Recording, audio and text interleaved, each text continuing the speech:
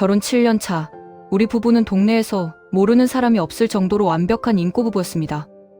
남편은 대기업 해외 영업팀 과장으로 일하며 매달 수많은 계약을 성사시켰고, 집에서는 아이에게 동화책을 읽어주며 눈물까지 흘릴 줄 아는 다정한 아빠였죠. 하지만 언제부턴가 남편의 지방 출장 주기가 이상하리만치 정확해졌습니다.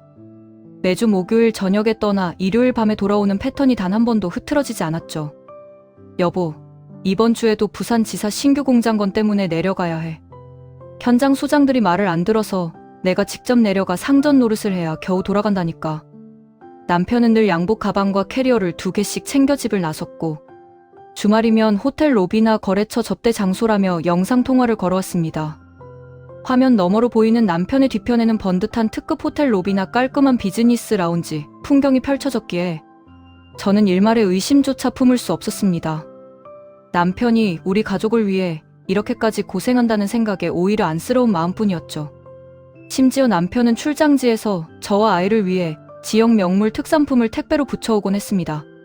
부산의 유명 어묵, 대구의 막창, 광주의 요리까지. 그 세심한 정성에 감동하여 저는 남편이 없는 주말 동안 홀로 아이를 돌보면서도 입가에 미소가 끊이지 않았습니다. 하지만 나중에 알게 된 사실이지만 그 특산품들은 지방 출장 중에 붙여진 게 아니었습니다. 서울 시내 백화점 지하 식품관에서 직접 카드로 결제해 배송시킨 거였죠. 남편은 단 한 번도 지방에 간 적이 없었습니다. 그가 향했던 곳은 부산이 아니라 서울의 또 다른 번화가에 차려놓은 제2의 신혼집이었습니다. 진실의 거대한 지옥문이 열린 것은 어느 평화로운 수요일 오후였습니다. 남편이 거실 탁자에 노트북과 태블릿 PC를 켜둔 채 급하게 화장실로 뛰어들어갔고, 화면 구석에 띄워져 있던 소셜미디어 메신저 알림창이 눈에 들어왔습니다. 평소 남의 사생활을 훔쳐보는 성격이 아니었기에 그냥 지나치려 했지만, 화면에 찍힌 프로필 사진 속 남자의 얼굴이 너무나 익숙했습니다. 바로 제 남편이었습니다. 하지만 그 옆에 바짝 붙어 다정하게 웃고 있는 여자는 제가 아니었습니다. 심장이 쿵 하고 바닥으로 떨어지는 것 같았습니다. 손이 덜덜 떨렸지만 저는 홀린 듯 마우스 커서를 움직여 남편의 메신저 창과 연결된 클라우드 계정을 열어보았습니다. 그곳에는 제 눈을 의심케 할 광경이 펼쳐져 있었습니다. 폴더 이름은 우리의 영원한 봄날.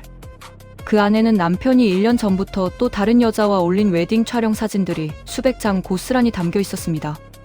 턱시도를 입은 남편과 웨딩드레스를 입은 낯선 여자가 서로의 손을 잡고 눈부시게 웃고 있었고, 심지어 본식 스냅 사진까지 포함되어 있었습니다. 상대 여성은 남편의 거래처 대기업의 기획팀 팀장이자 남편이 지방 출장이라고 속였던 기간 동안 함께 동거하며 서울 강남의 한 고급 아파트에 신혼집을 꾸려온 사람이었습니다. 그 여자의 SNS에는 남편과 함께 해외여행지로 럭셔리 호캉스를 떠난 사진, 파티를 즐기는 사진, 그리고 더 경악스러운 것은 그 여자와 남편 사이에 난 갓난아이의 100일 사진까지 버젓이 올라와 있었다는 점입니다. 우리가 결혼한 지 7년, 그 여자는 남편과 1년 전부터 또 다른 결혼식을 올리고 완전히 새로운 가정을 차려두고 있었구나.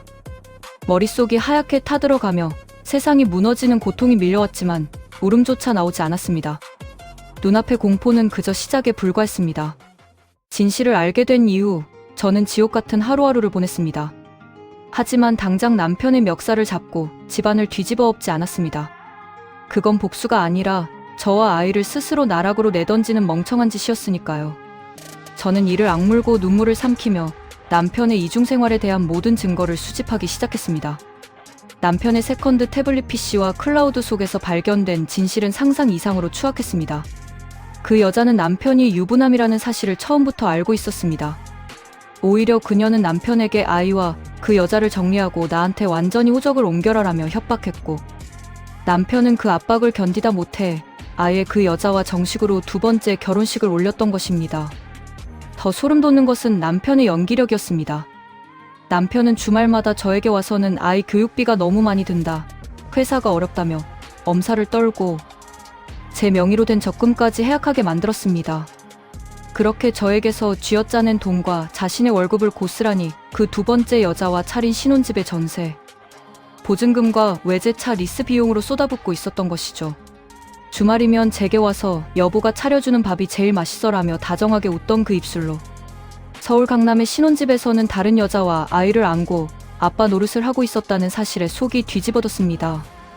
저는 그 여자가 남긴 SNS 게시물 전부를 캡처하고 두 사람이 함께 구입한 아파트 등기부등본, 남편이 그 여자에게 보낸 수많은 혼인 서약서 초안, 그리고 제 명의의 적금을 강제로 해약하게 만든 금융거래 내역까지 전부 완벽하게 백업했습니다. 그리고 대한민국에서 가장 치밀하기로 소문난 이혼 전문 변호사를 찾아가 복수의 칼을 갈았습니다. 토요일 오후 1시 정각, 서울의 한 최고급 특급 호텔 웨딩홀. 성대한 오로란 연주가 웅장하게 울려 퍼지고 버진로드 위에서 하얀 턱시도를 멋지게 차려입은 남편이 촛불을 밝히며 세상 가장 행복한 미소를 짓고 있었습니다. 하객들의 따뜻한 박수갈채 속에 명품 웨딩드레스를 입은 신부가 아버지의 손을 잡고 입장했고, 주례 앞에서 두 사람이 서로를 향해 맞절을 하려는 바로 그 찰나의 순간이었습니다. 문이 열리고 저는 7살 난 아이의 손을 꽉 잡은 채 웨딩홀 정문으로 당당하게 걸어 들어갔습니다. 버진로드 양옆을 가득 채우고 있던 하객들의 시선이 일제히 저와 아이에게 쏠렸습니다. 남편은 버진로드 위에서 저와 아이를 발견한 순간 얼굴에 혈색이 핏기 하나 없이 하얗게 질려 사지를 덜덜 떨기 시작했습니다. 입에 머금었던 행복한 미소는 순식간에 공포로 일그러졌고 신부는 영문을 모른 채 눈을 깜빡였습니다. 저는 줄의 단상 위로 올라가 사회자의 손에서 마이크를 자연스럽게 빼앗아 웨딩홀 전체가 쩌렁쩌렁 울릴 만큼 차가우면서도 단호한 목소리로 입을 열었습니다. 잠시 예식을 멈추었습니다. 이 신랑 김진우 씨는 이미 저와 7년을 살고 눈에 넣어도 아프지 않을 아이까지 둔 합법적인 유부남입니다.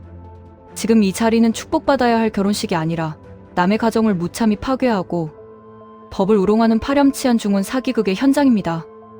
예식장은 사방이 빙판처럼 얼어붙은 듯 완전히 침묵에 휩싸였습니다. 신부는 경악하며 주저앉아 입을 다물지 못했고 양가 부모님들은 자리에서 벌떡 일어나 삿대질을 하며 비명을 질렀습니다. 남편은 제 앞으로 다급하게 달려와 제 손목을 붙잡으며 울부짖듯 사정했습니다. 제발 여기서 이러지 마. 내가 다 설명할 수 있어. 제발. 저는 그 남자의 추잡한 손을 매몰차게 뿌리치며 제 휴대폰 화면을 하객석과 신부를 향해 높이 들어 올렸습니다. 제 손에 들린 태블릿 PC 화면에는 남편과 그 여자가 과거에 올렸던 웨딩 사진들과 혼인신고서, 초안이 대형 스크린을 통해 예식장 전체에 생중계되고 있었습니다. 설명은 법정에 가서 사법관들 앞에서 하세요. 당신이 저지른 짓의 대가를 톡톡히 치르게 될 테니까요.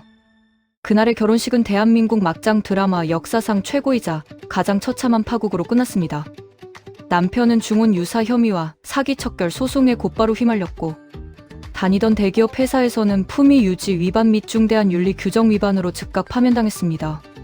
그토록 자랑하던 대기업 과장 명함도, 번듯한 사회적 지위도, 두 번째 신부와의 화려한 미래도 하루아침에 신기루처럼 흔적도 없이 사라졌죠.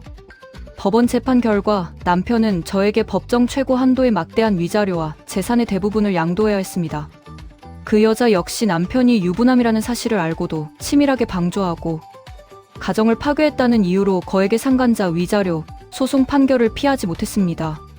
두 사람의 이름은 사내 커뮤니티와 인터넷 뉴스 실시간 검색어를 장식하며 완전히 사회적으로 매장되었습니다. 사람들은 흔히 완벽한 거짓말은 영원히 숨길 수 있다고 착각합니다. 자신이 세상에서 가장 영리해서 아무도 모를 거라고 믿죠. 하지만 여러분, 기억하십시오.